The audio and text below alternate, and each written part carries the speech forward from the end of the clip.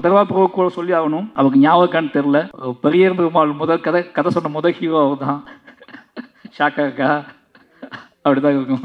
பானா காத்தாடி வந்த உடனே பெரிய பெருமாளுக்குள்ளே வச்சு யோசிச்ச ஹீரோ நீங்கள் தான். ஏன்னா மொழி சார் பையன் நம்மளை மாதிரி தான் இருப்பாப்புல, நம்மளை மாதிரி தான் இருப்பாப்புல. இந்த கதைக்கு பயங்கரமாக ஆப்டாவா அப்படின்னு சொல்லி மீட் பண்ணலாம் செஞ்சேன், கதை சொன்னேன். பட் ஏதோ ஒரு அவரோட பிஸி ஷெடியூலில் அந்த கதை கிளிக் ஆகலை. சொன்னால் நம்ப மாட்டேங்க, ரொம்ப ஃபீல் பண்ண அன்னைக்கு. தசா மொழி சார் பையன் கதை பண்ணலையே, இப்போ யாரை வச்சு தான் படத்தை பண்ணுறது, வேறு ஹீரோட்ட போயிடலாமா அப்படி. வேறு ஹீரோ மொழி சார் பையனே ஒத்துக்கல இந்த கதையை. நம்மளை பார்த்து நம்ம இப்போவுமே இப்படி தான் இருக்கோம், அப்போ ரொம்ப மோசமாக இருப்போம். நம்மளை பார்த்து அவரே நம்ம டயட்டை நம்பலை, யார் நம்ப போகிறா அப்படின்னு சொல்லி பயங்கர அப்செட்டில் இருந்தேன். என் ஒய்ஃபிட்லாம் சொல்லியிருந்தேன் நான், அதர்வா கிளிக் பண்ணுறோம், பெரிய பெருமாள் வந்து அதர்வா தான் அப்படி சொல்லி. அது நடக்கல. மாற்றத்துக்கான விதையை தொடர்ந்து தன்னோட படைப்புகள் மூலமாக விதைச்சிட்டு வரக்கூடிய ஒரு மிகப்பெரிய படைப்பாளர் அண்ணன் மாரி செல்வராஜ் அவர்களே ஒரு சில வார்த்தைகள் பேச அழைக்கிறோம். நான் படம் நேற்று நைட்டு தான் பார்த்தேன். அதனால் யோசிச்சுட்டே உட்காந்துட்டு இருந்தால் அதில் எல்லாரும் பேசுகிறத கவனிக்க ஆரம்பிச்சேன்னா, நிமிஷா விஜயன் பக்கத்துலேருந்து பேசிகிட்டே இருந்தாங்களா. எனக்கு ஒரு சின்ன டவுட் அவங்ககிட்ட கேட்டேன். படத்தில் அவங்க கேரக்டர் கொஞ்சம் ஸ்பெஷலாக பண்ணியிருக்காங்க. அது எந்த மாதிரி டிசைன் பண்ணி இப்போ என்னோடய அசிஸ்டன்ட் டைரக்டரோட தான் அந்த படம் நான் பார்த்தேன் நேற்று நைட்டு. இப்போ டிஸ்கஷன் படம் முடிச்சுட்டு பேசும்போது அந்த கேரக்டரோட டிசைன் எப்படி அப்படின்னு பேசிகிட்டு இருக்கும்போது இப்போ எனக்கு தோணுது உங்களை பார்த்துட்டு தான் அவங்க அதை பண்ணியிருப்பாங்கன்னு சொல்லிட்டு. எனக்கு சரியாக இங்கிலீஷ் தெரியாது அப்படின்னால அது என்ன டிசார்டர்னு எனக்கு கண்டுபிடிக்க தெரில. அது கொஞ்சம் அசிஸ்டண்ட்டு கேட்டேன் என்ன டிசார்டர் அது அப்படின்னு கேட்டேன்னா, அப்போ வந்து அது கொஞ்சம் என்ன சொன்னால் எது பயங்கர எனர்ஜியாக இருப்பாங்க, எக்ஸ்ட்ராவாக யோசிப்பாங்க, ஏதாவது ஒன்று பார்டர் அப்போ அது எப்படின்னு யோசிச்சுக்கிட்டே படம் கார் ஓட்டிகிட்டு வந்தேன். இதை பற்றி நம்ம என்ன பேசுகிறது அப்படின்னு யோசிச்சிட்டே வந்தேன். வந்து உட்கார்ந்துலேருந்து அவங்க பண்ணுற ஆக்டிவிட்டீஸ்லாம் பார்க்கும்போது இது அதில் சேர்ந்தது தானா அப்படின்னு சொல்லி ரொம்ப எனர்ஜியாக இருக்காங்க. நிச்சயமாக டீமுக்கு முதல்ல நன்றி சொல்லணும். இந்த படம் பார்த்தேன். ஃபஸ்ட்டு அந்த படத்துலேருந்தே முதல்ல ஆரம்பிச்சிடலாம்னு நினைக்கிறேன். நெல்சன், எனக்கு நெல்சன் பழக்கம் வந்து நான் அந்த நெல்சனுக்கு கால் பண்ணதுக்காக ஒரு நாள் இந்த நெல்சனுக்கு கால் பண்ணிட்டேன். ஃபோன் அடிச்சுட்டு யோ எங்கேயா இருக்கு அப்படின்னு கேட்கும்போது மாதிரி நான் நெல்சன் பேசுகிறேன் அப்படின்னா, நம்ம நெல்சன் பேச மாட்டாப்லையே. அப்போ இல்லை நெல்சன் எனக்கு ரொம்ப பிடிக்கும். ஏன்னா ஒரு நாள் கூத்து அவரோட முதல் படம். பொதுவாக நம்ம என்ன நினைப்போம்னா 2 ஆப்ஷன் இருக்குது சினிமா நம்ம வந்து சூஸ் பண்ணுறதுக்கு. படம் 2 ஆப்ஷன் அப்படின்னா 2 வேரியேஷன் இருக்குது. ஒன்று ஃபைட், ஒரு என்ன சொல்கிறதுனா யார் என்ன சொன்னாலும் கேட்காம அடமெண்ட்டாக நம்மளோட கிரியேஷன் இப்படியாப்பட்ட கதைகளை சூஸ் பண்ணி அந்த கதைகளுக்காக ஃபைட் பண்ணி அந்த கதைகளை மேடை ஏற்றுறது, அந்த கதைகளை வந்து ஆடியன்ஸ்ட்டை கொண்டு போய் சேர்க்கறதுன்னு ஒரு விஷயம் இருக்குது. இன்னொரு விஷயம் எது வெற்றியின் பக்கத்தில் இருக்குது, எது வந்து சக்ஸஸாக இருக்குது, எது நம்மளை போர்ட்ரேட் பண்ணும், நம்மளை ஒரு டைரக்டராக நம்மளை ஒரு செலிபிரிட்டியாக எது போர்ட்ரேட் பண்ணணும்னு சொல்லி சூஸ் பண்ணி அந்த பக்கம் போய் நிற்கிறது, சம்பாதிக்கிறது. இந்த மாதிரி நெல்சனோட 4 படங்களும் எடுத்து பார்த்தீங்கன்னா ரொம்ப ஆச்சரியமாக இருக்கும். என்ன ஆச்சரியமாக இருக்கும்னா அவர் கதை ரொம்ப கனமான கதைகளை எடுத்துக்குவார். நான் நிறைய நாள் யோசிச்சிருக்கேன், அவருக்கு வயசு தான் என்ன, ஏன் அழகு இந்த ஒரு நாள் கூத்து பார்க்கும்போது எனக்கு வந்து அப்போ வந்து அவர் கூட பழகின ஃப்ரெண்ட்ஸ்லாம் எனக்கு ஃப்ரெண்ட்ஸாக இருந்தாங்க. அவங்க எல்லோரும் நெல்சன் பேசும்போது ஒரு சின்ன பையன் மாதிரி நினச்சிட்டேன் நான். அப்போ இவர் சூஸ் பண்ணுற கதைகள் எல்லாமே வந்து மான்ஸ்டராக இருக்கட்டும், இல்லை வந்து ஃபர்கானாவாக இருக்கட்டும், ஒரு நாள் கூத்துலாம் ஃபஸ்ட்டு படம் தொடங்கின விதமே வந்து ஒரு மெச்சூர்டான, இது ஒரு என்ன சொல்கிறது, இது வந்து இன்னொரு இப்போ உள்ள ஜென்ரேஷன் பார்ப்பாங்களா, இப்போ உள்ள ஜென்ரேஷன் கனெக்ட் ஆவாங்களா அப்படின்லாம் யோசிக்காமல் ஒரு சினிமாவை நேர்மையாக அது நீ கனெக்ட் ஆகுது ஆகலை, எனக்கு ஒரு விஷயத்தை காட்டணும்னு தோணுது, அது இப்படி தான் தொடங்கணும்னு தோணுது, நான் அதை அப்படி தொடங்கணும். அந்த மாதிரியான மனிதர்களை இந்த மாதிரி விலகி நிற்கக்கூடிய அங்கங்கே அவர் கதாபாத்திரத்தில் ரொம்ப பிடிச்சது என்ன அப்படின்னா எல்லாத்துக்கும் இன்டீரியராக ஒரு லைஃப் இருக்கும். எல்லா கேரக்டர்ஸுக்கும் இன்டீரியராக ஒரு லைஃப் இருக்கும். வெளியே நம்ம எல்லாம் ஜாலியாக இருப்போம், ஆடுவோம், பாடுவோம், என்ன ஏதோ பண்ணுவோம். பொது புத்தி என்ன இருக்கோ பொது புத்தியோட கனெக்ட் ஆகி பொது புத்திக்குள்ளே ட்ராவல் பண்ணிகிட்டு இருப்போம். பட் இன்டீரியராக இருக்கிறத நம்ம வந்து பெருசாக எஸ்டாப்ளிஷ் பண்ண மாட்டோம். அது நமக்கு பிடித்தமான மனிதர்கள்ட்ட கேர்ள் ஃப்ரெண்டுகிட்டையோ இல்லை அவங்ககிட்ட கூட நம்ம மறைக்க ட்ரை பண்ணுவோம். அவருடைய 4 படத்துலையும் பார்த்தீங்கன்னா அந்த கேரக்டர்ஸ், அவரோட கேரக்டர்ஸ் இன்டீரியரான அவன் மனசுக்குள்ளே இருக்கக்கூடிய அந்த மனசுக்குள்ளே கேட்டுக்கிட்டே இருக்கக்கூடிய ஒரு பாட்டுக்கு அவங்க ஆடியிருப்பாங்க, மனசுக்குள்ளே கேட்டுக்கிட்டே இருக்கக்கூடிய ஒரு கேள்விக்கு அவங்க பதில் பேச ஆரம்பிச்சிருப்பாங்க, மனசுக்குள்ளே கேட்டுக்கிட்டே இருக்கக்கூடிய மனசுக்குள்ளே வந்து வரைஞ்சிக்கிட்டே இருக்கக்கூடிய ஓவியத்தை வெளியே காட்ட ட்ரை பண்ணுவாங்க. இப்படியாப்பட்ட கேரக்டர்ஸ் அவர் கிரியேட் பண்ணுறாரு. அது என்ன அப்படின்னா எங்கள் ஜென்ரேஷன் டைரக்டர்ஸ் தான் நெல்சன். எங்கள் ஜென்ரேஷனில் அவர் தனியாக இருக்கார். நான் நினைக்கிறது அப்படி தான் நினைக்கிறேன். அவர்கிட்ட வந்து ஒரு சோசியல் ரெஸ்பான்ஸ் இருக்குது, ஒரு சமூக பொறுப்பு இருக்குது. அதே நேரத்தில் அதை எல்லாத்துக்குள்ளேயும் நம்ம எல்லா தளத்திலையும் இயங்கக்கூடிய, அது ஐடியாக இருக்கட்டும், ஐடி பீப்புளாக இருக்கட்டும், அது எஃப்எம் மாதிரி ஒரு இதுவாக இருக்கட்டும், ஒரு வீட்டுக்குள்ளே அடங்கி கிடக்கிற பொண்ணாக இருக்கட்டும், அல்லது மான்ஸ்டர் மாதிரி அந்த எல்லாத்துக்கும் அப்படி தனித்த அங்கங்கே விடுபட்ட தென்படக்கூடிய டக்குன்னு தென்படாத கேரக்டர்ஸ்களோட உள்ளுக்குள்ள இருக்கிற வாழ்க்கையை படம் பிடிச்சி காட்டுறதுல அவருக்கு எங்கேயாவது ஒரு மேடை கிடைக்காதா? ஏன்னா அவர்கிட்ட பேசினது இல்லை. அவர் படம் பார்க்கும்போது எனக்கு தோணும், இந்த படம் வந்து அப்படியே ஒரு ஆற்றுல இலையை தூக்கி போட்டால் அது பார்த்து ட்ராவலாகி மெதுவாக போயிட்டுருக்குல்ல, அந்த மாதிரி எந்த சலனமும் இல்லாமல், எந்த பெரிய ஆர்ப்பாட்டமும் இல்லாமல், நீங்கள் ஒரு நாவல் படிக்கிற மாதிரியான உணர்வுகளை தரக்கூடிய படங்களை எடுக்கக்கூடியவர் தான் நெல்சன். நீங்கள் மான்ஸ்டரில் பார்த்தீங்கன்னா எப்படி வேணால் காமெடி பண்ணலாம், ஆனால் அதுலேயும் சென்சிபிளான காமெடிஸ் தான் பண்ணியிருப்பார். அதை வச்சுக்கிட்டு கோக்குமாக்கெல்லாம் பண்ணியிருக்க மாட்டார். இது ஏதாவது ஒரு ஸ்டேஜ் கிடைக்காதான்னு நான் ஏங்கியிருக்கேன் அவர்கிட்ட டிஸ்கஸ் பண்ணுறதுக்கு, அவர் பேசுகிறதுக்கு. ஏன்னா இந்த தலை ரொம்ப முக்கியமானது. அப்படி டிஎன்ஏ நேற்று பார்க்கும்போது எனக்கு வந்து அந்த கதையை வந்து சூஸ் பண்ணதும், இந்த கதையை படம் பண்ணணும்னு சூஸ் பண்ணதும், அவரோட அந்த பயோபிக் அவரோட சினிமாகிராஃபியில் பார்க்கும்போதே எனக்கு தெரியுது அவர் இந்த மாதிரி தான் சூஸ் பண்ணுறாரு. நினச்சி பார்த்தா அவருக்கு ஒரு சினிமா அறிவு இருக்குது, சினிமா வட்டம் இருக்குது. இப்போ என்ன குதிரை வேகமாக ஓடும், இப்போ என்ன படம் எடுத்தால் பயங்கரமாக ஹிட் ஆகும்னு நினச்சா ஒரு கதையை அவரால் பண்ண முடியும். ஆனால் அவர் அந்த ஒரு ஆற்றின் போக்கில் உருளக்கூடிய கூழாங்கல்லாவே இருக்காரு. அவருக்கு வாழ்த்துக்கள். நிச்சயமாக அந்த அவர் லிஸ்ட்டில் வந்து டிஎன்ஏ படமும் ரொம்ப மனசுக்கு நெருக்கமான படமாக இருந்துச்சு. அது காரணம் என்ன அப்படின்னா, ஒரு நாவல் படிக்கிற மாதிரி இருந்துச்சு. குட்டியாக நம்ம ஒரு நாவல் படிப்போம்ல. என் ஹஸ்பண்ட்டை கேட்டேன், எப்படா இருக்குன்னு கேட்டால், எல்லாருமே ஒரு நாவல் படித்து முடிச்சோன்னே அவங்கள்ட்ட கேட்டோம்னா அவங்க அந்த ரியாக்ஷன் தான் கொடுப்பாங்க, எந்த பக்கத்தை பற்றி பேசுறது அப்படின்னு சொல்லி. அந்த மாதிரி எல்லார்கிட்டையுமே ஒரு அமைதியும் ஒரு மௌனம் இருந்துச்சு. ஏன்னா இது வந்து இந்த படத்தை பார்க்கும்போது என்னன்னா, நீங்கள் ஆர்ப்பாட்டம் இல்லாமல் ஒரு உண்மையை நேருக்கு நேராக பார்க்குற ஃபீல் இருக்கும். இந்த படத்தை பார்க்கும்போது என்ன தோணும் அப்படின்னா, ஊன்னு கத்திலாம் பார்க்க முடியாது. ஒரு படத்தை பார்க்கும்போது நம்ம படுத்து எந்திரிச்சு போன இடத்துல பக்கத்தில் ஒன்று நடந்திருக்கும். நம்ம பில் கட்ட கவுண்டரில் நின்றுருப்போம். அந்த கவுண்டருக்கு ஒரு கதை இருக்கும், நமக்கு தெரியாது. நம்ம ஒரு டாக்ஸியில் ட்ராவல் பண்ணியிருப்போம். அந்த டாக்ஸிக்குள்ளே ஒரு பயங்கரமான கதை இருக்கும், நமக்கு தெரியாது. நம்ம இப்படி அங்கங்கே வாழ்க்கையில் வாழ்ந்துகிட்டே இருக்கோம். நம்ம நடந்து உட்காந்து தூங்கி சிரிச்ச அல்லது தவிச்ச அந்த இடத்துக்குள்ள ஒரு பயங்கரமான ஒரு கதை இருக்கணும், ஹியூமன் வேல்யூவோட ஒரு கதை இருக்கும். அந்த கதையை சொல்லக்கூடிய ஒரு படமாக தான் டிஎன்ஏ வந்திருக்கு. நாம் வந்து நம்பி போகக்கூடிய ஹாஸ்பிட்டல், நாம் நம்பி பேசக்கூடிய டாக்டர்ஸ், நாம் நம்பி விரும்பக்கூடிய நம்மளோட துணைகள், நம்மளோட உறவினர்கள், நம்மளோட காவல் அதிகாரிகள், இவங்க எல்லாத்துக்குள்ளேயும் கூடக்கூடிய கதையை வந்து அதை சென்டர் பாயிண்ட் பண்ணி அதுக்குள்ளே ஒரு வேல்யூஸை கிரியேட் பண்ணி இது நடந்தால் என்ன ஆகணும்னு இருக்குல்ல. இப்படியாப்பட்ட மனிதர்கள் வாழ்ந்துட்டு இருக்காங்க, இப்படியாப்பட்ட மனிதர்கள் இருக்காங்க.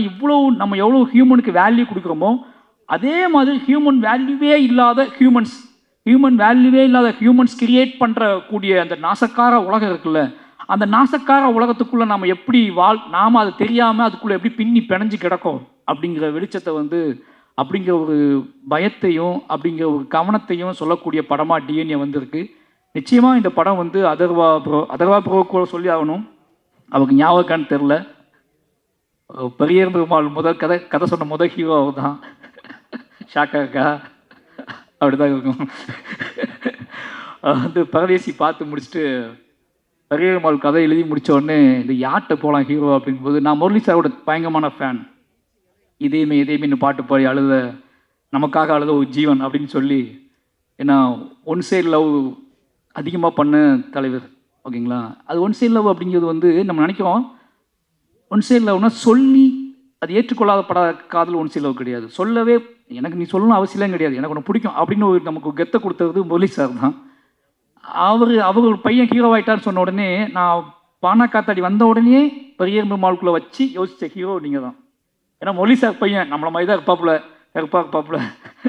நம்மளை மாதிரி தான் இருப்பாப்புல, இந்த கதைக்கு பயங்கரமாக ஆப்டாவா அப்படின்னு சொல்லி மீட் பண்ணலாம் செஞ்சேன், கதை சொன்னேன். பட் ஏதோ ஒரு அவரோட பிஸி ஷெடியூலில் அந்த கதை கிளிக் ஆகலை. சொன்னால் நம்ப மாட்டேங்க, ரொம்ப ஃபீல் பண்ண அன்னைக்கு. தசா மொழி சார் பையன் கதை பண்ணலையே, இப்போ யாரை வச்சு தான் அந்த படத்தை பண்ணுறது, வேறு ஹீரோட்ட போயிடலாமா அப்படி. வேறு ஹீரோ மொழி சார் பையனே ஒத்துக்கல இந்த கதையை. நம்மளை பார்த்து இப்போவுமே இப்படி தான் இருக்கோம், அப்போ ரொம்ப மோசமாக இருப்போம். நம்மளை பார்த்து அவரே நம்ம டயட்டை நம்பலை, யார் நம்ப போகிறா அப்படின்னு சொல்லி பயங்கர அப்செட்டில் இருந்தேன். என் ஒய்ஃபிட்லாம் சொல்லியிருந்தேன் நான், அதர்வா கிளிக் பண்ணுறோம், பெரிய பெருமாள் வந்து அதர்வா தான் அப்படி சொல்லி. அது நடக்கலை. பட்டு எனக்கு தெரியும், ஒரு நாள் அவர்கிட்ட நான் யாவை பற்றி சொல்லுவேன், இந்த பெரிய பெருமாள் உங்களுக்கு அதுக்கான சந்திப்பே நடக்கலை ரெண்டு பேர்த்துக்கும். ரொம்ப நாள் கழிச்சு இன்றைக்கி தான் நம்ம சந்திக்கணும்னு நினைக்கிறேன். அன்னைக்கு அப்புறம் எங்கேயாவது கிராஸ் பண்ணியிருப்போம். பட் ஆனால் பக்கத்தில் உட்காந்து எமோஷ்னலான ஒரு சந்திப்பு நடந்ததுன்னா இன்றைக்கி தான் நடந்திருக்கு. கிட்டத்தட்ட 7 வருஷம் ஆச்சு. அப்போவே இருந்து அவர் மேலே ஒரு பார்வை இருந்திருக்கு. அந்த பார்வையின் அடிப்படையில் நிச்சயமாக அவர் என்ன சொல்கிறதுனா இன்னும் உயரம் போகக்கூடிய ஒரு நடிகர் தான். இன்னும் உயரம் போகக்கூடிய, உயரமாக இருக்கிறனாலே கொஞ்சம் சுலவாக போகிறாரா எனக்கு தெரில. இன்னும் உயரமாக போகக்கூடிய நடிகர் தான். அவளுக்கான கெப்பாசிட்டி வந்து உடம்பு ஆற்றல், அதுக்குள்ளே ஒரு வேகம் எல்லாமே இருக்குது. டிஎன்ஏ நிச்சயமாக அவருக்கு ஒரு முக்கியமான படமாக இருக்குன்னு நம்புகிறேன். வாழ்த்துக்கள் ப்ரோ. அப்புறம் படத்தின் கதாநாயகிகள் 2 பேருமே நல்லா நடிச்சிருக்காங்க. அவங்களுக்கும் வாழ்த்துக்கள். நிமிஷா அதான் சொல்லிட்டு அவங்கள பற்றி முதல்ல. ஏன்னா உண்மையாகவே உங்களுக்கு ஒரு ஃபேன் தமிழ்நாட்டில் இருக்காங்க. ஒரு ஹீரோயினுக்கு ஃபேன் உருவாகுறது வந்து எல்லாம் நினச்சிட்டு இருக்க மாதிரி கிடையாது. அவங்க கொடுக்குற சித்திரம் இருக்குல்ல, வீட்டுக்கு போனதுக்கப்புறமும் நமக்கு அந்த பொண்ணோட உருவம் வந்து அகம் சொல்கிறது நான், ஓகேங்களா?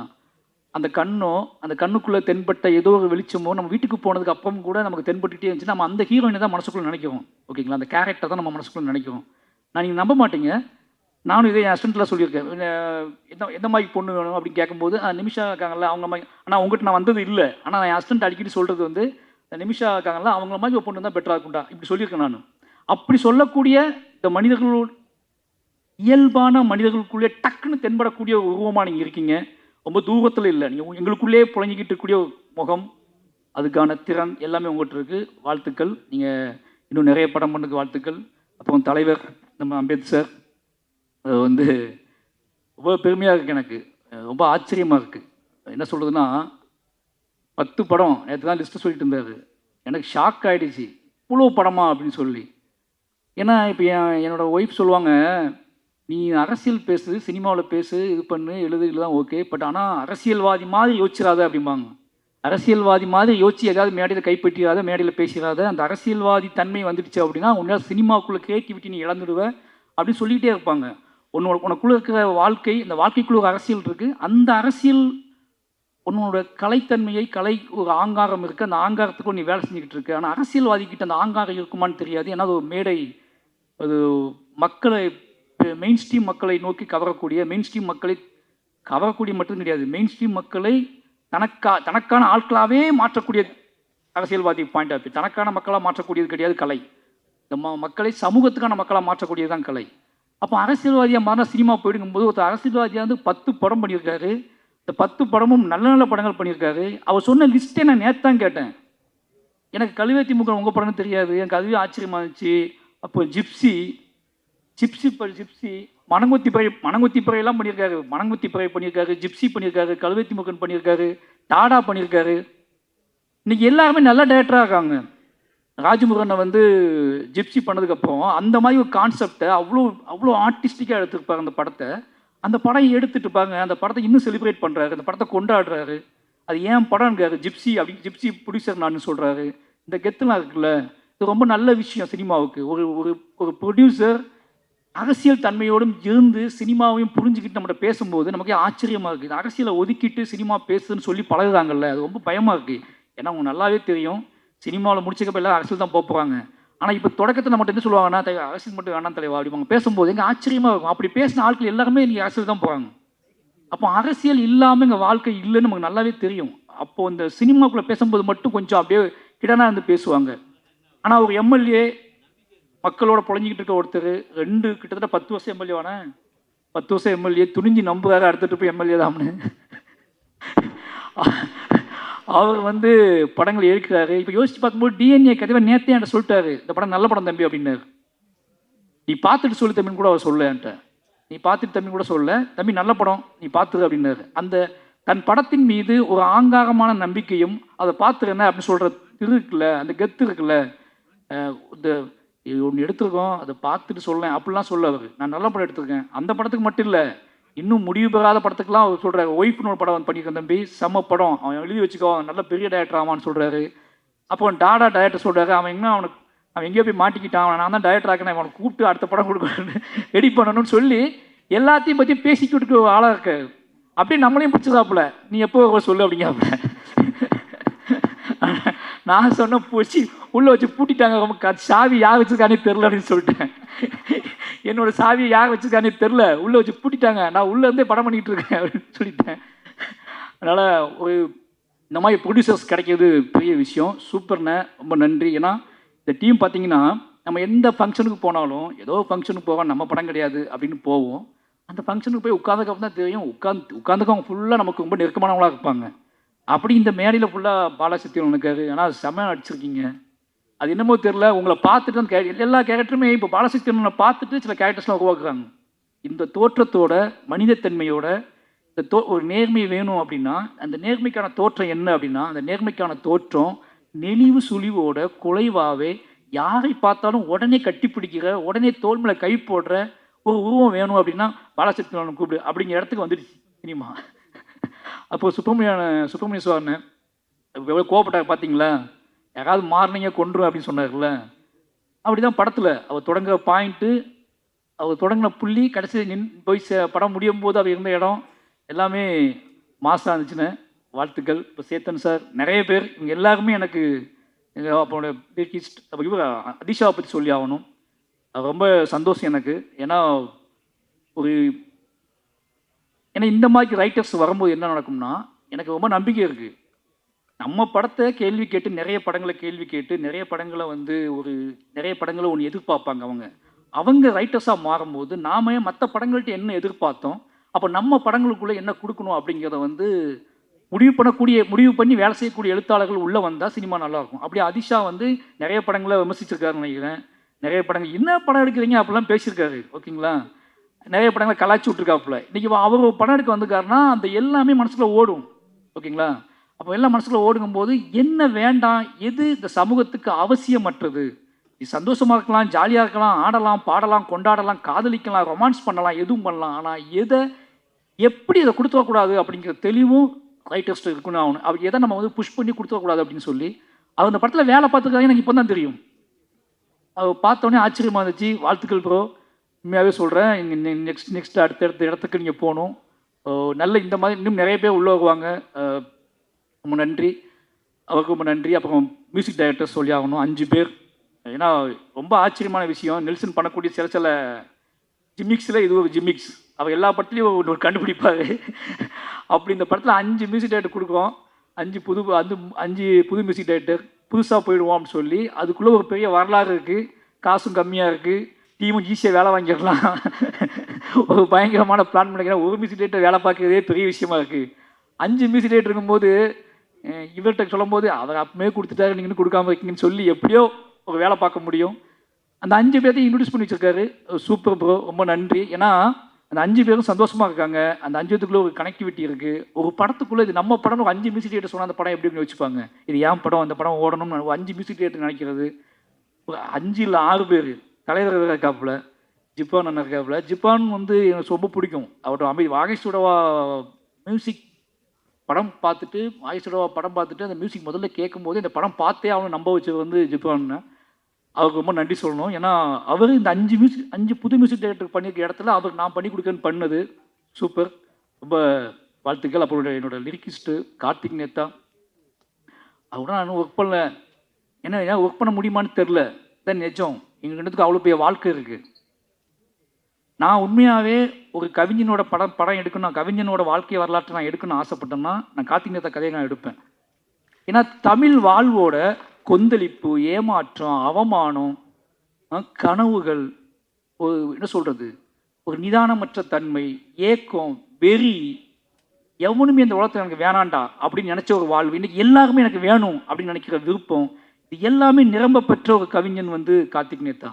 2 பேத்துக்குள்ள அண்ணன் தம்பி ரிலேஷன்ஷிப், அண்ணன் தம்பியாக வாழ்ந்துருக்கோம், அண்ணன் தம்பியாக 2 பேரும் சண்டை போட்டிருக்கோம், அண்ணன் தம்பியாக ரோட்டில் விழுந்திருக்கோம், பேசியிருக்கோம். பயந்துருக்கேன் நான் அவரை பார்த்து ஒளிந்த தருணங்கள் நிறைய. ஆனால் இன்னைக்கு அவரை பார்க்கும்போது இந்த ஸ்டேஜில் நீ என்ன நினச்சிக்கோ, இந்த ஸ்டேஜில் நான் கம்பீரமாக உணர்ந்த ஒரு இடம் கார்த்திக் அண்ணனை பார்த்தது தான். அவர் நடந்து வந்ததும், கம்பீரமாக நின்றதும், அவர் உடல் வாகும் இப்போ எப்படி இருக்குன்னு பார்க்கும்போது வாழ்க்கை இவ்வளோ பெரிய மாற்றத்துக்கு உட்பட்டது தான் வாழ்க்கை. நாம் ஏன் இன்னும் மாற முடியும் தம்பி, அதெல்லாம் மாறாது தம்பி, இதெல்லாம் செய்ய முடியாது தம்பி, அதெல்லாம் பண்ண முடியாது தம்பி, எப்பேற்பட்ட மாற்றத்தை கிரியேட் பண்ணி இன்றைக்கி உத்தமலை பாட்டு இன்னைக்கு கேட்கும்போது ஒருத்தர் இவ்வளவு நிதானமும் உறவுகளின் மீது, அன்பின் மீது, பேரன்பின் மீது இவ்வளவு நிதானம் வந்து, அப்போ அந்த மாதிரியான ஒரு ஒரு காட்டாற்று வெள்ளம் மாதிரி வாழ்ந்த ஒரு ஆள் இன்னைக்கு வந்து ஒரு நிதானமாக இவ்வளோ இவ்வளோ பாடல்களை உருவாக்க முடியுது, அதை இவ்வளோ தெளிவாக கொடுக்க முடியுதுன்னா தமிழ் வாழ்வில், நம்மளோட இலக்கியத்தில், நம்மளோட அன்பில் எல்லாமே இருக்குது. நாம் கொஞ்சம் சில மனிதர்கள் சில தாமதமாக வருவாங்க. சில மனிதர்கள் இன்னும் பிரளயமாக அவங்க மனம் போன போக்கில் வாழ்க்கையை வாழ்ந்துட்டு அதுக்கப்புறம் தெளிவு பெற்று அது நம்மகிட்ட சேருவாங்க. நாம் அது வரைக்கும் பொறுத்திருக்க வேண்டியிருக்கு. தயவு செஞ்சு சொல்கிறேன், இந்த மாதிரி கார்த்திகேயத்தான மாதிரி நிறைய பேர் இருக்காங்க. நாம் என்னமோ அவனை உதாசீனப்படுத்திட்டு இவன் உருப்படவே மாட்டான்னு நினச்சிடுவோம். ஆனால் அவன் கிளம்பி வந்தாங்கன்னா, அவங்க மாறினாங்கன்னா, அதுக்கப்புறம் தமிழ் இலக்கியமும் தமிழ் சினிமாவும் மாற போகிற இடம் இருக்குல்ல, அது பயங்கரமாக இருக்கும்னு நினைக்கிறேன். அப்படியான ஒரு வாசலை கார்த்திகேயன் திறந்து வச்சுருக்காரு. அப்புறம் தோழர் உமாதேவி அவங்க கூட இன்னும் ஒர்க் பண்ணலாம். இதுக்கான காரணம் என்ன அப்படின்னா, கோபம் கூட இருக்கும், டேய் படமே கொடுக்க மாட்டேன்றீங்க. ஆனால் ரீசன் என்ன அப்படின்னா, என்னோடய வாழ்வு, நான் என்னோடய கம்போசர்கிட்ட நான் உட்காந்து வேலை செய்யும்போது நானே சில வார்த்தைகள் சொல்லுவேன், அப்படியே வந்துடும். இப்போ நானே சில நாள் எழுதிடுவேன், தவிர்க்க முடியாமல் சில மியூசிக் டேரக்டர்ஸில் கொடுப்பேன். எனக்கு என்னென்னா, எனக்கு ஏதோ எழுத்து சம்மந்தமாக நான் வந்து அது என்னோட பாயிண்ட் ஆஃப் வியூவாக இருக்குன்னு ஆசைப்படுறதுனாலேயே எனக்கு என்னமோ தெரியல, அப்படி போயிடுது. எழுத்து தான் என்னை உருவாக்கிச்சு, எழுத்துச்சா என்னை செதுக்கிச்சு அப்படின்னாலேயே இன்னொருத்தர் கூட அதை ஷேர் பண்ணி அதை சொல்லி எனக்கு டக்குன்னு தூங்கி எந்திரிச்சோன்னு என்ன தோணுதோ அதை டக்குன்னு நான் அது திரைக்கதையாவோ கதையாகவோ எடுத்துக்குவேன். நான் வந்து திரைக்கதைக்கும் டீம் வைக்கல, என்கிட்ட லிரிக்குக்கும் பெருசாக நான் டீம் வைக்கல. அதுக்காக காரணம் இதுதான். எனக்கு ஒன்று தோணும், அதை டக்குன்னு போயிடுவேன். ஆனால் நிச்சயமாக இவங்கெல்லாம் பிடிக்கவங்கெல்லாம் பார்த்து பிரமிச்சிருக்கேன் நான். அப்படியாப்பட்ட எல்லா மனிதர்களும் முத்தமிழ் அவர் நான் ஒர்க் பண்ணதே இல்லை, ஆனால் சந்தோஷ் நாயன் அவங்களை பற்றி சொல்லிட்டே இருப்பார். இப்படி எல்லா டீமுமே ஏன் ரொம்ப நேரம் பேசணும் தப்பாக நினைக்காதீங்க. இவங்க எல்லாருமே இந்த டிஎன்ஏ படம் வந்து எல்லாருமே ஜெயிச்சே ஆகணும். நெல்சன் நிச்சயமாக ஜெயிச்சே ஆகணும். வெற்றி அப்படிங்கிறது என்ன தெரியுமா உங்களுக்கு? அவர் நிம்மதியாக படம் ரிலீஸ் ஆன நைட்டு நிம்மதியாக தூங்குறது. வெற்றி வேறு ஒன்றுமே கிடையாது. நைட்டு நிம்மதியாக போய் குழந்தைக்கு முத்தம் கொடுத்து ஒய்ஃபோட டின்னர் சாப்பிட்டு நைட்டு நிம்மதியாக தூங்கி காலை எழுந்திரிச்சு மறுபடியும் பஸ் ஷோ போகிறதுக்குல்ல, அந்த முதல் நைட்டு சந்திக்கிறதுக்குல்ல, படம் ரிலீஸ் ஆன நைட்டு அன்னைக்கு நண்பர்களை, பிரியமானவர்களை எல்லாம் சந்தித்து உரையாடி கொண்டாட்டமாக நம்ம வாழ்க்கை நாம் ஒன்று செஞ்சோம், அது சரியாக இருந்துச்சுன்னு நம்பி ஒருத்தன் தூங்குறது இருக்குல்ல, அது ரொம்ப முக்கியமானது. அப்படியாப்பட்ட பெரிய வெற்றி நெல்சனுக்கு வாய்க்கட்டும். அப்புறம் திங்மி சந்தோஷ், இந்த இடத்துல நான் அவரை முந்திட்டேன், அதை ஒன்றும் படம் பார்க்கணும்னு நினைக்கிறேன், நான் பார்த்துட்டேன். அதனால் வந்து இந்த படத்துக்கு ரொம்ப சின்ன படங்களுக்கு நிறைய சப்போர்ட் பண்ணக்கூடிய ஒரு முகமாக இருக்கார். அவருக்கும் வாழ்த்துக்கள். திங் மியூசிக் டிஎன்ஏ படத்துக்கு பயங்கர சப்போர்ட் பண்ணோம். அப்புறம் இந்த பாடலை வெளியிட்டவர்கள் ரொம்ப ஆச்சரியமாக இருந்துச்சு. ஏன்னா அவர் அண்ணன் சொன்னார், இவங்க தான் வாங்கணும் தம்பி, இவங்க தான் பண்ணணும் தம்பி மேடையில் அப்படின்னு சொல்லி. சினிமாவை விட்டு ஒதுங்கி வீட்டுக்குள்ளே பூட்டி வச்சு படித்தவங்க தானே நீங்கள்? அதான் சினிமா பார்க்காத கெட்டு போயிடுவேன்னு சொல்லி அப்படி இல்லையா? சரி, அப்போ நல்ல விஷயம்தான். சினிமா பார்த்தும் நல்ல சினிமா பார்த்துருக்காங்க. ஓகே, நல்ல சினிமா பார்த்து வாழ்க்கையிலையும் பெருசாக, படிப்புலையும் சரி பெருசாக ஜெயிச்ச இவங்க 2 பேர்த்துக்கும், டிஎன்ஏ டீமுக்கு வந்து சப்போர்ட் பண்ண இவங்க 2 பேர்த்துக்குமே நன்றி, வாழ்த்துக்கள். நிச்சயமாக இந்த டிஎன்ஏ படம் எல்லாத்துக்கும் சந்தோஷத்தையும் நிம்மதியும் கொடுக்கக்கூடிய, கொண்டாட்டத்தையும் கொடுக்கக்கூடிய படமாக இருக்கட்டும். வந்திருந்த அனைவருக்கும் என்னோட நன்றியும் அன்பும்.